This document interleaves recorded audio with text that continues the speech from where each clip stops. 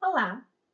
Nesse vídeo eu proponho um exercício simbólico comparativo entre o arquétipo da coruja e o arquétipo que é trazido pelo óleo essencial de Sempre Viva Immortelle. Como sempre aqui no canal, há um vídeo já contando sobre o arquétipo da coruja em detalhes. E aqui eu vou pegar uma característica bastante importante do arquétipo da coruja para fazer essa comparação com esse óleo essencial, que potencializa essas características desse arquétipo. A coruja é um animal muito ligado à questão da morte, da passagem, porque ela é um animal que é muito ligado à questão da noite, obviamente, ela é um animal totalmente adaptado para a noite. A visão dela é totalmente adaptada para a noite, é uma visão profunda, o que é bastante importante, porque é como se ela estivesse adentrando essas sombras com essa visão profunda. Além da visão profunda, ela gira o seu pescoço em 270 graus para compensar que a visão dela é binocular e frontal, porque com isso ela consegue grande profundidade. Ela vira a cabeça para poder ter essa visão panorâmica também. A audição das corujas é extremamente aguçada, elas têm ouvidos que não são paralelos como os nossos, um é um pouquinho mais para cima, o outro é um pouquinho mais para baixo.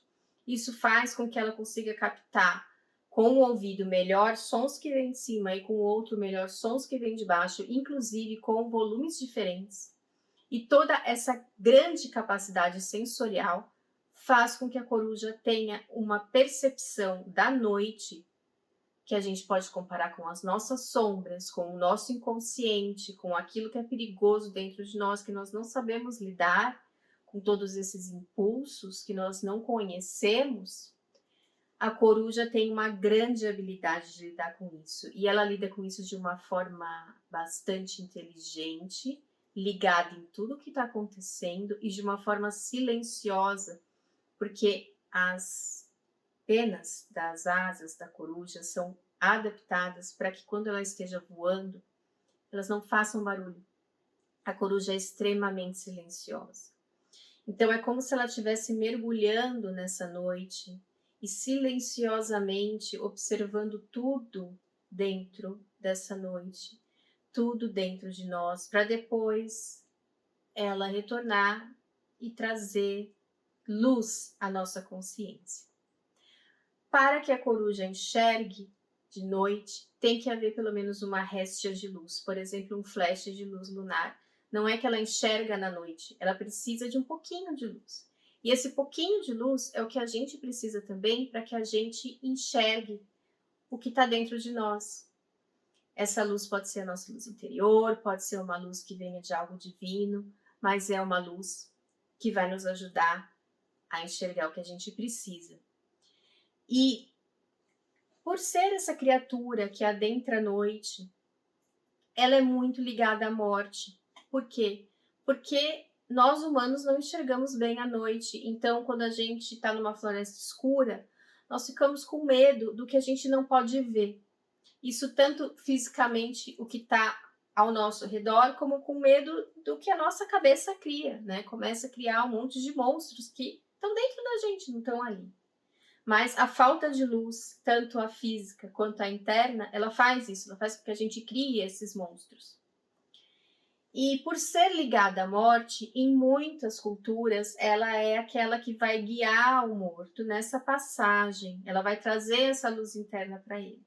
Em outras culturas, ela não é tão bem vista, ela pode ser vista como um mau agouro, como um sinal de morte. Mas, de qualquer forma, ela é ligada a essa passagem. Na tumba do faraó Amenhotep II, por exemplo, existiam muitas imagens de corujas e acreditava-se que essas imagens iriam fazer esse papel de ajudar ele nessa passagem. Então, qual é a diferença entre você estar na escuridão e você estar na luz? Entre você estar na vida e você estar na morte? O que existe entre isso? O que existe entre isso é o que deixa a gente bastante preocupado. Às vezes a gente não tem nem medo da morte em si, mas do que vai acontecer nesse momento que a gente não sabe como lidar. E que esse animal representa isso, porque ele saberia como lidar com estas sombras. Então, ele levaria luz, levaria essa sombra e este morto e essa alma para a luz. E então eu escolhi a Sempre Vive Mortelli justamente porque ela é uma flor que, o nome já diz, quando ela é cortada, ela dura muito tempo fora, num vaso, por exemplo, e ela seca de uma maneira que parece que ela está viva ainda.